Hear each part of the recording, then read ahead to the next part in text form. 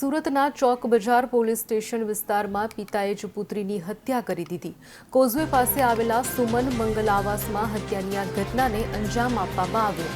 આ ઘટનાને લઈને ચોક બજાર પોલીસ તેમજ FSLની ટીમ સહિતનો કાફલો ઘટના સ્થળે પહોંચ્યો હતો। પિતાએ પુત્રીના માથામાં કુકર મારી તેણીને મોતને ઘાટ ઉતારી દેતા સમગ્ર વિસ્તારમાં ચકચાર મચ્યો છે। ફ્લેટમાં લોહીના ખાબોચિયા જોવા મળતા પોલીસ પણ ચોંકી ઉઠી હતી। હત્યારા પિતાની પોલીસે ધરપકડ કરી અને મૃતદેહને પોસ્ટમોર્ટમ અર્થે હોસ્પિટલમાં ખસેડવામાં આવ્યો છે। કયા કારણોસર પિતાએ પુત્રીની હત્યા કરી તે હજી સુધી અકબંધ છે।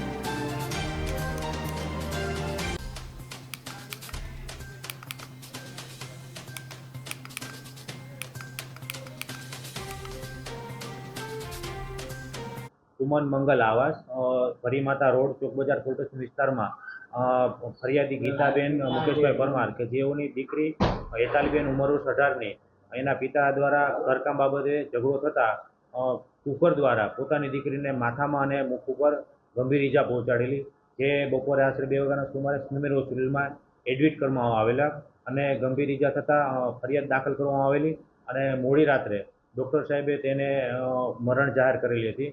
આ બાબતની તુરત તપાસ કરતા આરોપી જે છે એ પોતાના ઘરે જ હોય, તેઓને પોલીસ સ્ટેશન લાવીને પૂછપરછ કરતા તેઓ પડી ભાંગેલ અને તેવું કહેલ કે મારી દીકરીને બપોરે હું હતો ત્યારે ઘરકામ બાબતે બોલાચાલી થયેલ, એમાં ઉશ્કેરાય છે અને મારાથી કુકરના ઘા મરાયેલા છે ને જેમાં તે મરણ ગયેલ છે।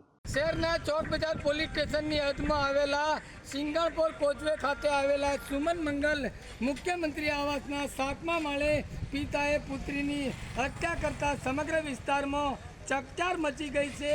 પિતાએ પુત્રીને માથામાં કુકર મારીને મોતને ઘાટ ઉતારી છે। ત્યારે ઘટનાની જાણ થતાં ચોક બજાર પોલીસ કાફલો ઘટના સ્થળે પહોંચ્યો છે। FSLની ટીમ પણ અત્યારે ઘટના સ્થળે પહોંચી છે। કયા કારણોસર એક પિતાએ પુત્રીની હત્યા કરી છે તે તો તપાસનો વિષય છે, પરંતુ 16 વર્ષની ઉંમર જાણવા મળી છે આ પુત્રીના માથા ઉપર કુકર મારીને હત્યા કરવામાં આવી છે। હત્યારા પિતાની પોલીસે ધરપકડ કરી છે અને દીકરીની જે ડેડ બોડી છે તેને PM અર્થે હોસ્પિટલ ખસેડવામાં આવી છે। સીધા આપને દ્રશ્યો બતાવી રહ્યા છે। ખાસ કરીને સુમન મંગલ આવાસના સભ્યો પણ અત્યારે એકઠા થયા છે। એક પિતાએ પોતાની પુત્રીને મોતને ઘાટ ઉતારી છે, ત્યારે સમગ્ર વિસ્તારમાં એરાટી વાપી ગઈ છે।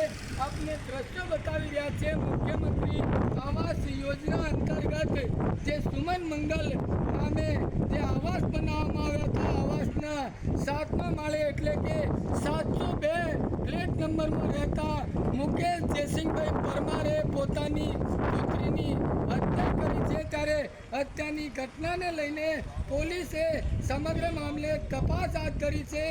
પુત્રીને કયા કારણોસર પિતાએ હત્યા કરી છે તે તો તપાસનો વિષય છે, પરંતુ એક સગા પિતાએ પોતાની દીકરીની હત્યા કરતા સમગ્ર વિસ્તારમાં ચકચાર મચી ગઈ છે। Baldev Desai, Bharat time news, Surat.